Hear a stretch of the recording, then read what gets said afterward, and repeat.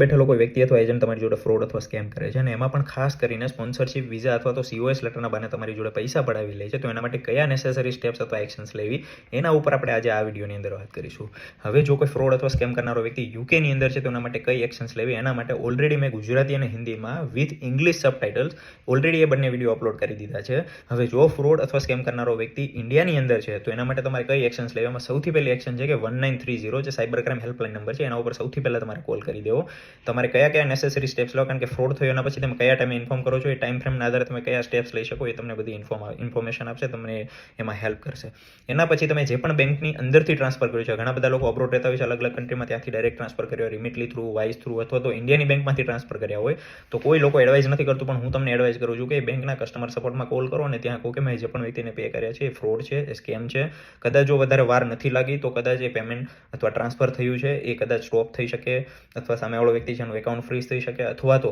એ વ્યક્તિના એકાઉન્ટની અંદર પૈસા છે હોલ્ડ ઉપર જતા રહે, અથવા તો એ જે વ્યક્તિ ઓરિજિનલ આઈડેન્ટિટી કોનો એકાઉન્ટ છે એ બધી ઇન્ફોર્મેશન બહાર આવી શકે. આના પછી જે ઓફિશિયલ વેબસાઇટ છે સાયબર ક્રાઇમ પોર્ટલ, આપણે કહીએ કે જે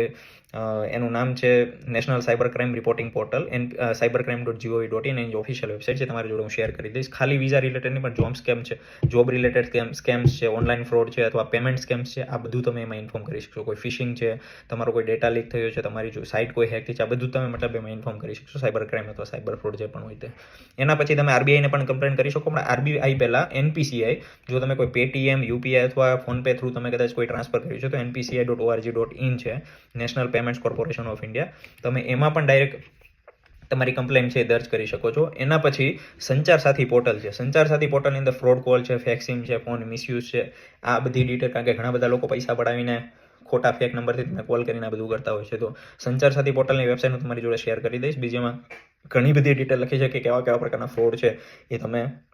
રિપોર્ટ કરી શકશો. અને આના પછી સૌથી મેઇન વાત છે કે તમારો નજદીકનો પોલીસ ડિપાર્ટમેન્ટ છે ત્યાં જઈને FIR દર્જ કરી લો, કારણ કે તમે પોલીસની મદદ લઈને જો એ વ્યક્તિ કદાચ ઇન્ડિયાની અંદર પ્રેઝન્ટ છે, તમને એનું એડ્રેસ ખબર છે, તમને એની ઓફિસ એડ્રેસ ખબર છે, તો ત્યાં તમે એ વ્યક્તિ સુધી પહોંચી શકશો અને એ વ્યક્તિ થ્રુ બીજા લોકોને થતા સ્કેમ છે તમે અટકાવી શકશો. કદાચ તમારી જોડે થયું છે, તમારા પૈસા પાછા નથી આવતા, પણ એનાથી બીજા લોકોને આપણે બચાવીએ તો પણ આપણને કુદરત એનું ફળ આપે. તો આ તમારી ફરજ છે કે હું તમને આ હેલ્પ કરું છું તો તમે બીજા લોકો જોડે સ્કેમ થતા અટકાવો. આગળના ઘણા બધા એવા દિવસોમાં આવતા વિડીયો હું તમને બતાવીશ કે ઘણી બધી વાર લોકો ઓફિશિયલ તમને બધી વેબસાઇટ્સને બધું બતાવે, છતાં પણ તમે, મને નથી ખબર કે તમે આટલા સારા ભણેલા ગણેલા હોશિયાર છો, આટલો સારો ફોન યુઝ કરો તો પણ છતાં તમે કેમ ફ્રોડ અથવા સ્કેમરને પૈસા આપી દો છો. તો કોમેન્ટમાં લિંક્સ લખી દો, આ બધી વેબસાઇટ હું તમારી જોડે શેર કરી દો, અને મળી આવતા વિડીયોમાં.